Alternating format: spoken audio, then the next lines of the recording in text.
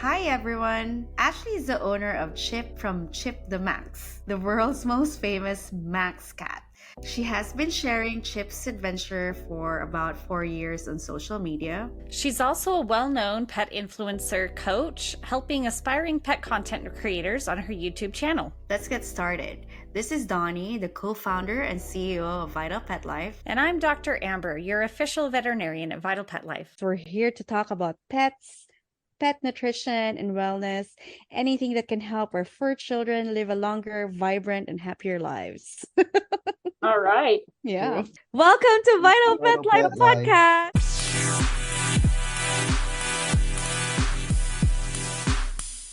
Let's welcome Ashley. Hey, Ashley, welcome to the Vital Pet Life Podcast. We're happy to have you. Hey, you guys. Thanks so much. It's an honor to join you ladies today. Yeah, we're grateful to have you today. We'd love for our listeners to get to know you and your cat better. Like, can you share with us how your journey began with your cats, Chip the Manx? Yeah. So I have two cats. Now, I have technically two channels. There's Chip the Manx and there's Biskit the Calico. But Chip is the one who we call him the famous one, while Biskit isn't. But Oh my God, he's so cute. yeah. So we've had Chip for 5 years now, and it was interesting. I like to joke how we got Chip for free, but now he's the one who helps to pay the rent, right? and it was interesting. So we had no idea he was a Manx originally. My husband's coworker had a litter of kittens, and there was one last kitten and it had no tail. No one wanted it because he had no tail, and they just thought it was weird. Did it came out like without a tail or? Yeah. Oh, really? Yeah. So he was just born tailless. And at the time, I mean, we didn't know anything about the Manx breed, which they can have, like, they call them rumpy tails, stumpy tails, or no tail at all. And he was born with, of course, no tail. So no one wanted him. And when we first saw him, I mean, he was bouncing off the walls. Like, he was just a wild little kitten. And I was like, what on earth? It's so weird because we call him now like the little bear. He looks like a little bear. So fluffy, but without a tail. It's just odd looking, of course.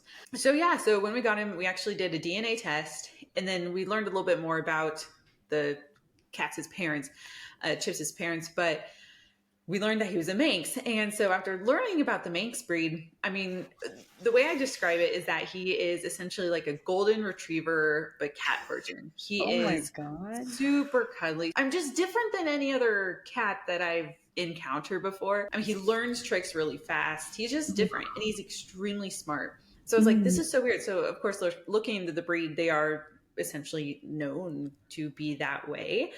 So that's Chip. We've had him for 5 years. And then Biskit we've had for 2 years. And there's no special breed. We just got her from a lady from church who had extra kittens. So there's nothing special about her other than she is extremely aloof.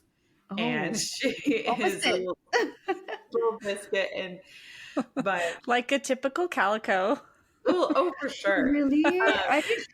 I'm not familiar with cats, but when I look at, like, I could imagine, like, I see the colors and all those stuff, but I didn't even know that they're breeds, right? Different breeds, and they have different personalities. So it's exciting to know all this stuff.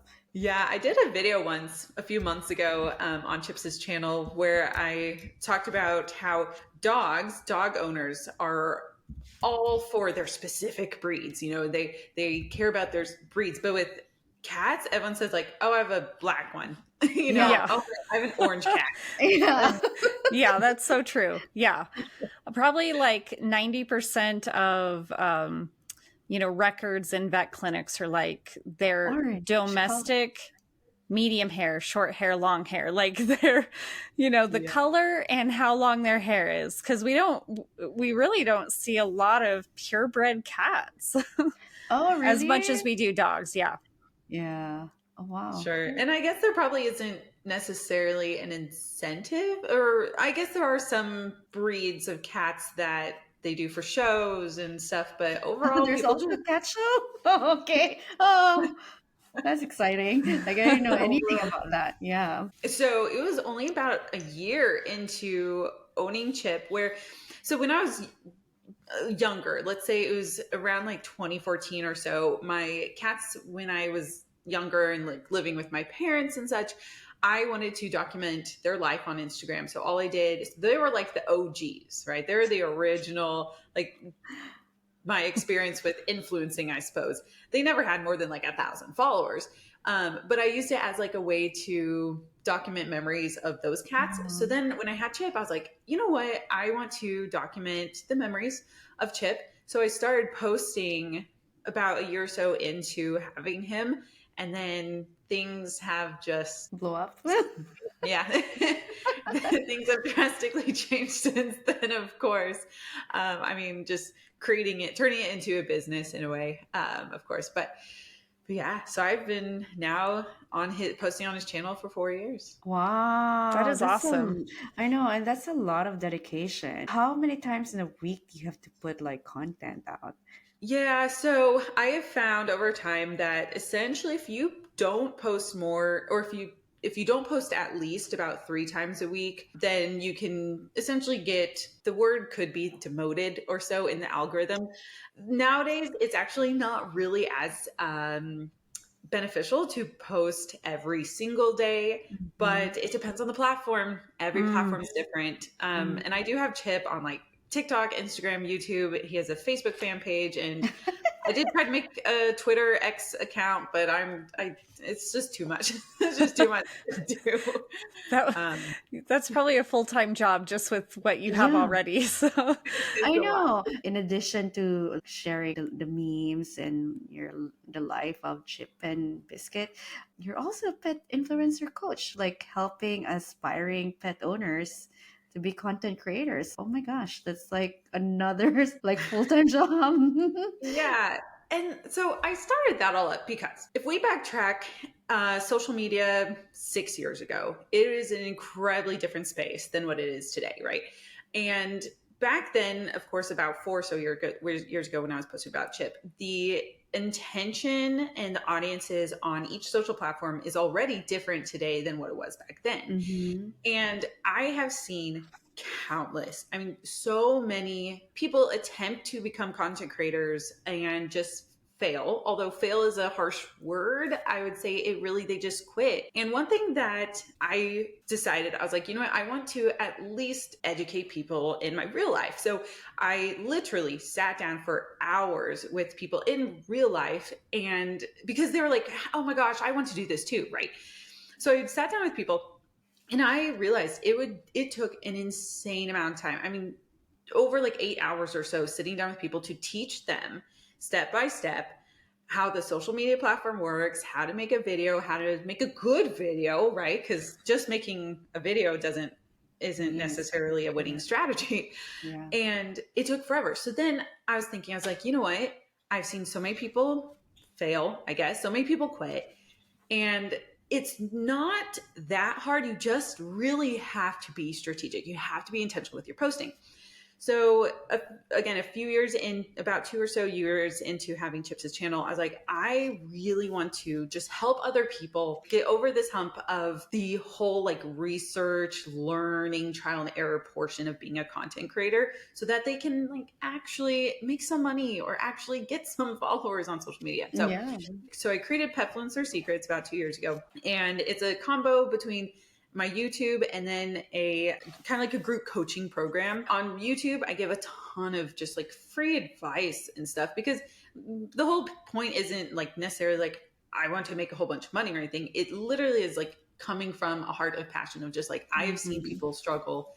I have answers. I've been there. I've struggled too. And so, yeah, so I share advice on YouTube, and then the coaching program really is the opportunity. So what I did is I broke down the entire process of like, if someone were to start today and they had no idea how to do anything on social media, everything from walking through Instagram, for example, walking through the app, walking through how to make a video, the editing apps, everything from like the psychology of where to place your text and Yeah. oh the wow. Oh whole, my god.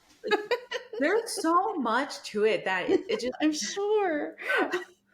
so yeah, so a part of the program is it's a 2-part thing where we have pet influencers, dozens and dozens of pet influencers who collaborate together on like a Discord and Facebook group, and then an online course where I just have videos of like literally A to Z how to do it. So, and it's really cool. I've actually had a ton of really big success clients, like That's ones with, nice. 100,000 followers and gone full time and stuff like that. So Wow.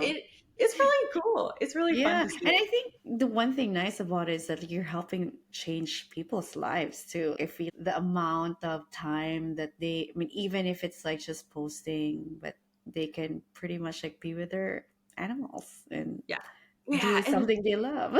that's so the one thing I also tell people is like pet influencing is so different than if you were to try to be like quote an influencer yourself as a human. So the statistics really show that retention rate and click-through rate are actually so much better and more positive comments when it is a pet video than a human. That's Oh, the only thing wow. I watch. It just makes people happier. And it is so fun because you also don't have to show your face. Like I actually don't show up in a lot of my content. Oh, And, I'm in some of my videos, but honestly, it's just so much easier to just sit and film your pet versus, think about I have to go get out of my robe and go put my hair up or something, Yeah.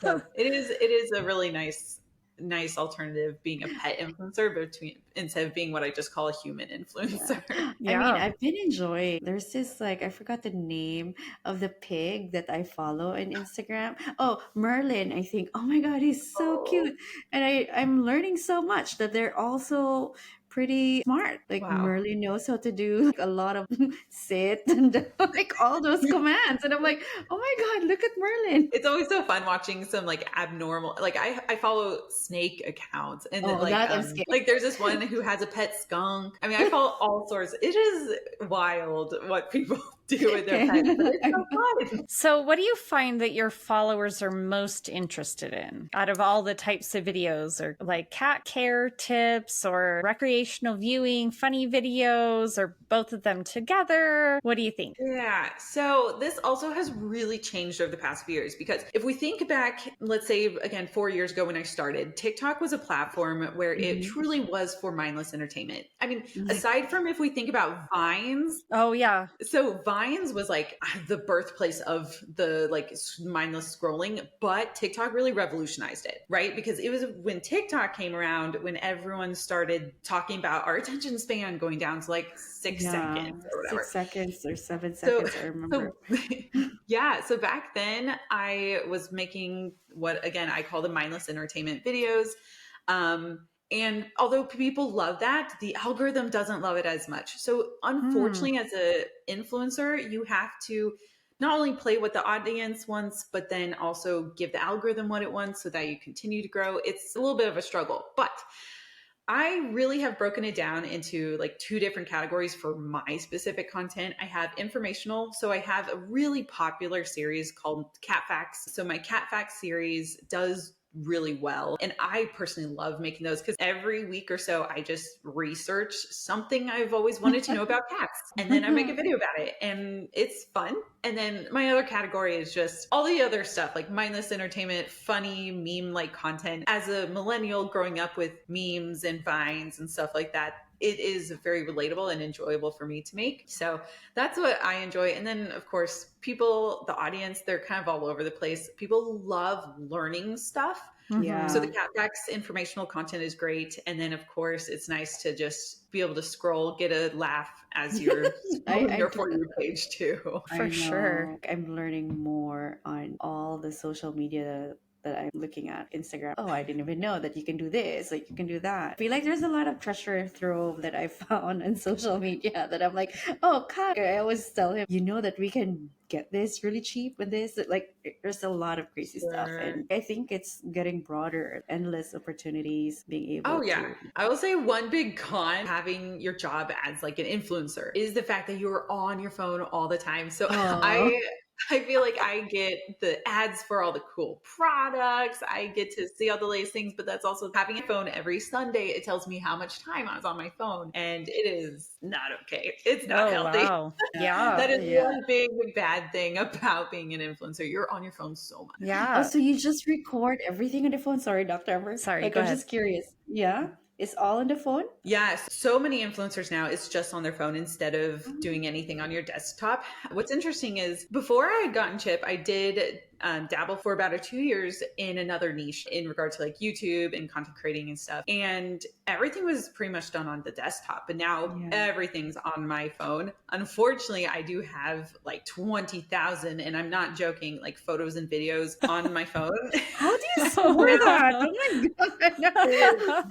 Oh, wow. So I was just going to ask, so I've been off of social media since 2020 because all the craziness of that year, I just couldn't handle it. And it was really stressing me out. Back when I was on social media, like I'd post something on Facebook or Instagram, and most of mine were just, dogs and kids, nothing influencing. But I found myself like checking back, like, oh, how many views did I get? How many likes did I get? And so as like a professional influencer, how do you keep yourself from like obsessing about that, like keeping the joy in it and, keeping your content going so that you can make some money and have some fun, but also not getting so stuck on the numbers and like that negative part of it? That's a super excellent question, because that's actually something I talk to a lot of clients about. Because, okay, so when you're like a brand new creator and you have to learn about all this stuff, honestly, your content usually isn't too great, right? Because you're new to it. You don't know all the little nuances of just all the little things. And there's this thing that I call the 3-month hump. So usually about 90 days in, people just give up because it was too hard. And usually because they're having that analysis paralysis, right? So you're posting something and then you look at other people's content and you're like, why did they do better? That's not fair. Why is my stuff not good? I thought my stuff was good. But yeah, so in regard to your question, it is really, really hard, but that's actually why I love pet influencing, because you don't have to then think about like, is it people are judging me as a person? I mean, you can't really judge your, cute little dog or cat or whatever. But you have to really recognize the marathon that it is and it not being a sprint. So every single video is not going to do good. Every single piece of content will not do good. If it did, that's rare. I mean, until you have an incredible amount of followers, every post isn't going to do good. Every post I make isn't, getting tons and tons of likes and comments and everything. But you have to just realize in the long term, it's so worth it versus, just focusing on every single thing. And that's really hard for new creators because they have so few things and they hope every single one's going to do good. And obviously everyone wants their content to like skyrocket and go viral, but it's hard. There's a lot of psychology that goes into content creating and creating your content for other people. You have to be pretty hard-headed to be able to go into it and not take things personally. So that because really in the end, like nobody knows you, and so you can't take, like, if you get mean comments, like people have the advantage of being behind a keyboard and you're not going to see their face, and so you can't take that stuff personally, right? You just like, I did my best and I like my content and other people found it helpful, so you have to just forget about the meanies out there. I have a question though. For brands, is there pressure for specific likes or followers, like other brands that are huge that pay you guys? Is there like an expectation, ROI? It definitely is very nerve-wracking because some brands will specifically give you what we call a creator brief or concepts that they want us to create. And a lot of times I'll tell them, hey, I've made 100 videos for brands before. Like, I really don't think this is going to do good. And then, you make it, you post it, and it doesn't do good. And it's just like you're biting your nails because once the video's out, I mean, you can't really artificially affect it. I mean, I think the days of buying likes and bot followers and stuff are behind us, thankfully. But yeah, when you're doing branded paid content, it is really nerve-wracking. I'm one of those that I prefer like authentic posts. I gravitate to like that. I've read lots of articles and listened to podcasts of people talking about us as a society. We get so many ads fed to us on every social media, on the TV, on the radio, everywhere. It's just marketing and in like psychological sales that someone is trying to sell us something on, when you're scrolling on your For You page, and most of the time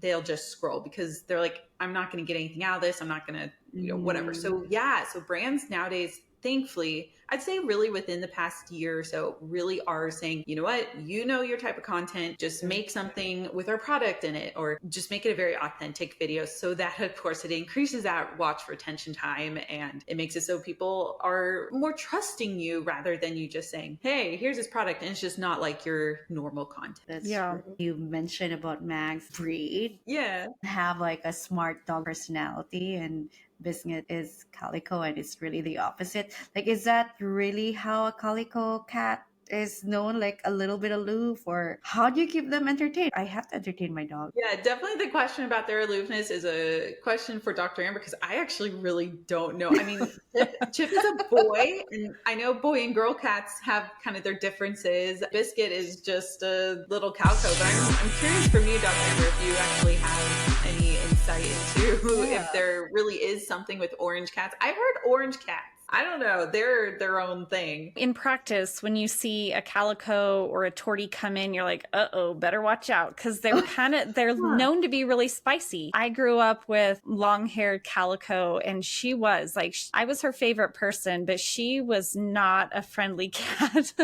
Oh my God. I think because I grew up with her and I know their kind of sassy personalities, then I actually really love sassy cats. The orange kitties that I've met, some people, like some other vets and techs who've worked with orange kitties can, say they can be kind of mean sometimes, but I love orange kitties. I've had great experiences with them. Unfortunately, I've never owned one, but I think they're very sweet for the most part. I really like orange kitties. But it is kind of funny. Another thing is you've seen those white cats with like the black spots around the ears. Those cats can be crazy.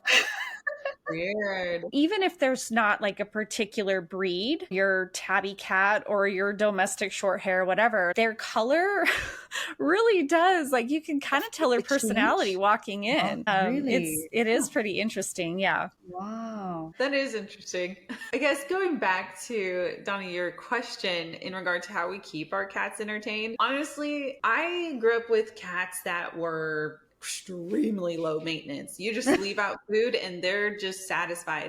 I don't know if it's because of the way that when we got Chip, we didn't have any human children at the time. And so we poured everything into Chip. I mean, we got him all the toys and all the cat trees and the scratching posts and just spent so much time with him. Of course, then when we got Biscuit, it was the same thing. They expect it. I think that's what I'm getting at, is they expect a lot of attention. For example, my husband, literally almost every single day when my husband comes home, Chip will get up on the kitchen counters and sit on my husband's shoulders. Biscuit also is very high maintenance. She likes to be carried around. And so my husband will carry her around. I mean, he'll be sitting on a rocking chair and she'll just come over there and expect to just be held. It's really ridiculous, honestly. That is awesome though. Like, Yeah, I know. I like that. I like that because I never thought that cats could be like that. Yeah, I think that cats, some of them are very aloof and they're like, you're living in my house and you can only touch me when I want. But others, they have more like dog personalities. They want human attention and they're super affectionate. And I love kitties. Does that mean that it really depends on the energy too of the owners and the amount of attention? That's how I feel. I think animals gravitate towards our energy, right? So maybe that could be it too. Or adapt to our personality. I don't know in regard to other animals, but I know on our end, definitely yes to that. Because they definitely have at least adapted. But at the same time, we've got both cats when they were very, very tiny, just weaned off their moms. So they also don't really know much different either. So they think that you're the mommy. Oh, yeah. So we know you're very discerning about what products or supplements that you give your cat. And do you have any favorite go-to products for your kitties? Sort of. When we first got Chip, honestly, we just fed him the cheapest cat food because we just fed him whatever. And then as a cat influencer, we have gotten a lot of free food. And so as I've learned, people would say, oh yeah, we have all natural, grain-free, whatever, all these things. We don't have fillers. And I was like, whoa, is there something to this? And so over the past 4 years, actually have really drastically changed my research and learning and everything in regard That's to good. their food. So now I definitely feed them a very different diet. But actually, what really was like topped off the learning, everything was Biscuit. She started having some urinary problems. Of Oh, course, we take her to the vet and they're trying to figure out what's going on. And so we get on like a prescription kibble and things aren't working. And all along, we just had to feed her more water. But you can't force feed water to yeah. cats. No. It Yep. doesn't work. I learned that. And so I realized, obviously, the answer was that we had to feed her. So we started giving her supplements. In fact, it was around that time when we started giving them Vital Pet Life salmon oil. Oh, yeah. That on top of also, I started a routine of every morning she did get wet food. What's interesting is over like the past year, over on my Amazon storefront on Chips's Amazon influencer page, I've been going through dozens of different wet cat foods to try to find one that not only they'll actually eat all of it, because I don't know what it is about. I don't know if other cats do this, but my cats will like eat half or 3/4 of it and then just walk away, and then ants come in and try to eat the rest of it. But I've been trying to find a wet food that really only has like those ingredients, right? It's just like, let's say tuna or shredded Tuna, yeah. meat or whatever. So yeah, so now I actually care a lot about their food. They get wet food in the morning. I have multiple water stations everywhere to try to get them to drink their water. I do care a lot about what they eat and what they consume. That's amazing. That's good. Like I like that when a pet parent caregiver, like I always call myself like a caregiver to Sure. my two dogs, will be discerning in what to feed them, because like at the end of the day, you're the only one too that will help them when they're sick. And I experienced this with Tuxedo. I mean, I experienced a urinary thing with him too. That the vet even gave us the goo. I call it a goo, but it's for cats to basically encourage him to drink water. Luckily, I Huh. was able to wean him out of it because I felt like it might be too salty. I just give him like his food in the water and he drinks. So I'm like, oh, thank God. And it does help. The amount of pee and water that basically he drinks. I think the last time I spoke with Dr. Amber, I told Dr. Amber when we went to the vet, Tuxedo's bladder stones basically started to dissolve, like, from 5 mm, it turned into 3. So hopefully the next 2 months, I'm going to go in again to check it. Definitely it's going to be gone. But Yeah. yeah, I mean, water really helps. Yeah. And I think the more research that's done and the more time goes on, the more we realize just how important nutrition is. Yeah. So many things can be improved drastically just by giving them a better quality diet. Yeah. I've shared this story before. This was years ago in practice. I had this pit bull come in and just horrible skin, really itchy, flaky, hair falling out. The hair was dry. The dog was just miserable. And we did all the skin tests, looking for parasites, looking for infection, and nothing. Everything was normal as far as, there wasn't anything that I could treat. But I asked him, oh, what are you feeding? And they were feeding, kind of the very cheapest food you could find anywhere. And I'm like, you know what? Let's just change it. They couldn't go to the most expensive food, which I don't think we needed to do anyway. But I'm like, okay, let's just change it from this diet to this diet. Just a high, a little step up. And the dog came back the next year and was like a brand new dog, like beautiful hair coat, no itching. And that's the only thing that they had done is like go from the very cheapest to a higher quality food. And the dog was just a brand new dog. And so it's, like I commend you for looking for that diet that will work for Chip and Biscuit, that they like, that keeps them healthy and spunky. Yeah, I was talking to another friend of mine that was telling me like, oh, by the way, like there's another vet that basically was on Zoom call, and I think when I researched, it was a year ago, and I think maybe she just saw it, and she was talking about the vet was pretty much talking about have a feed or a supplement that you're giving your animals. It had to be verified and third party tested. And I'm like, oh, did they mention our supplement? Because we're the only one that are... And she kept on talking about MSC. And I'm like, oh, did she talk about her? Because we're the only one that is MSC certified for the oil. Because she's talking about the EPA, DHA. And she's like, oh, wait, she never did. But I'm like, well, I think there's like two. Like I remember in our discussion with Angelina, Dr. Amber, Angelina of MSC, that there's a cat food that is MSC certified, and also like a dog food that's MSC certified. So I like it when brands are pretty much upping their game. A little bit of change of ingredients, to me, the most important thing, making sure whatever we put in our ingredient is really top notch, clean, and all those stuff, and that will change our animals health, instead. It also, it will help us save more money by not going to vets more. Right. Right. The more we're educated about feeding them, because like food, it's the only thing they eat every day, and just like us, right? Like being aware of what we're feeding ourselves. I'm just happy a lot of people are more discerning, and a lot of pet owners are more aware that nutrition is really important. Yeah, I've also seen, just in general, a lot more brands just talking about more percentage of protein and less preservatives, less fillers, and all that. Fillers. So it is, I agree. I definitely have seen a lot more just in the past 3 2, years. 3 years. Thankfully, like, I think another thing is I've actually seen a lot of pet influencers also talking about healthier foods. I mean, I've seen a lot. There's a whole niche of raw food diet pet influencers. And that's a whole nother thing I will never personally get into. They're cracking their little quail eggs and over days for their dogs and cats. I'm like, oh my gosh. Like, Yeah, I it's a know. thing. I feel like when I see that, I'm like, oh my God, I feel like I'm not doing more I for don't even do that for Tuxedo. myself. Yeah, yeah. I also saw like those claws that they basically put in their food, that they let the dogs eat, like chicken claws or chicken. Yeah, What do the they call chicken that? feet. Chicken feet. Dr. Yeah.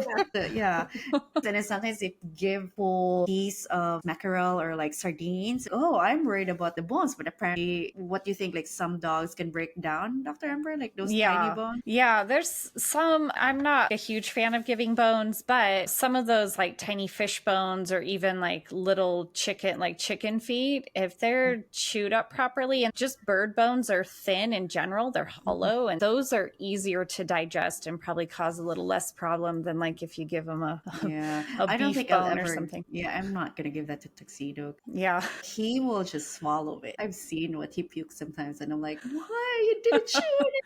Oh Yeah. my God. So, Ashley, do you have any advice for someone who is considering adopting a pet? What should they ask themselves before they decide to bring a pet into their family? Yeah, that's actually a really good question. Like, I know a lot of people gift like puppies and kittens for Christmas, or like, for proposals. And I've seen that stuff on social media. And there are a few things that I think are really important, especially because my cats are so much a very important part of my life, as I think all of our pets should be a very important part of our life. Their family. So, very first thing I think that people really need to consider is the fact that an animal we can keep with the dogs and cats concept, because I know there are plenty other pets people, get, but even dogs and cats are long-term commitments. I mean, most of the time we're talking 8, 15, 20 years. 21 years. Yeah.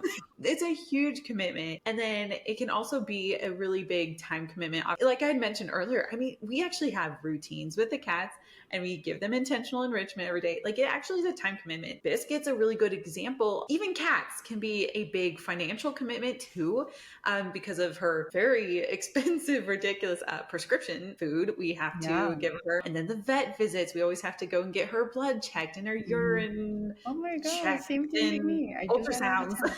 Yeah. I know. I Yeah. do that all the time with Tuxedo, like every 2 months. Like I feel sometimes Yeah. like I'm traumatizing him, but I'm like, you have to know what's going on with your body. Yeah. I think it's just so important that I know on social media, some people are like, oh, I found a cat off the road. Like, let's just take him in. But you do have to think about those things, that it is a legitimate commitment. You can't just take it in, feed it some random food and water, and it be okay. Like, there's a lot to it. There's actually still a lot to even owning a cat. Yeah, I think it takes a lot of responsibility, commitment, Dr. Amber. Like we always say that. And that's the reason why we're doing this podcast. We feel like there's a lot of education out there that we really need to give to our, not just the community, but people that might find us that wanted to know more about how to take care of animals. Lastly, what's the most rewarding part of being a pet parent? For me, it really just is being able to pour your heart into something and get unconditional love back.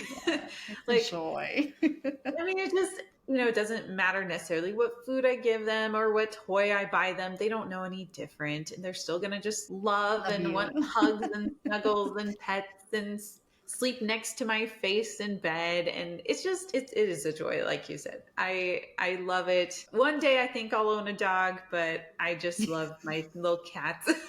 Yeah. Yeah, but well, you have already a dog like cat, Chip. It's a practice. So, Dr. Amber, this is such a good discussion with Ashley. I, for one, doesn't even know like cats could have different personalities. I thought they're the same, that they just want to be independent, and never thought that they're just my dogs. That, it depends on how I give them attention and love. They also gravitate towards that. Yeah, I love dogs, of course, but I really, really love cats. I think they're Aw. so fun. And Ashley, I'm just so thankful that you're making your content and that you bring so much joy. I mean, who doesn't love, even if you're not a cat lover like we are, cat lovers, but who doesn't like to watch a cute cat video on the internet? Like that's, it just brings so much joy. Yeah, that's true. Yeah, and that's why I do it anyway. I mean, truly, pet videos, it is about bringing joy. And that's also why I have the Petfluencer secrets, because I know that the more pet video and content out there, it just is going to bring more joy to people.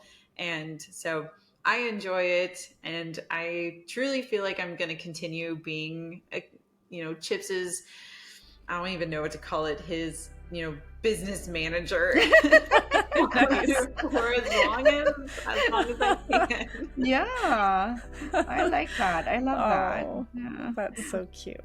Yeah. Well, thank you again, Ashley, for joining us today and educating us in the world of pet influencing, as well as introducing us to your cats, Chip and Biskit. How can they find you, like our listeners? Yeah, so Chip, he can be found TikTok, Instagram, YouTube, even as a Facebook fan page. And his handle is the @ and then Chip, so CHIP, the Manx, and it's MANX. And then his sister Biskit, she does have an interesting spelling. It's BISKIT, but hers is @Biskit the Calico.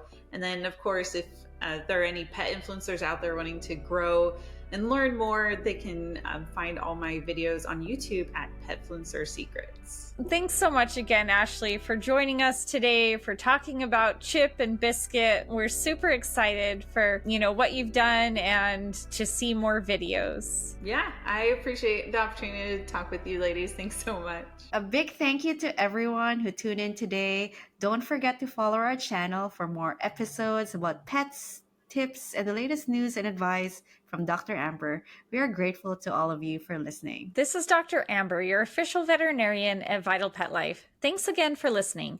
We'd love to hear your input on this episode, as well as ideas for topics you'd like to hear in 2025. Please feel free to reach out to us at podcast@vitalpetlife.com with all your questions, insights, and ideas. Until next time, have a wonderful week.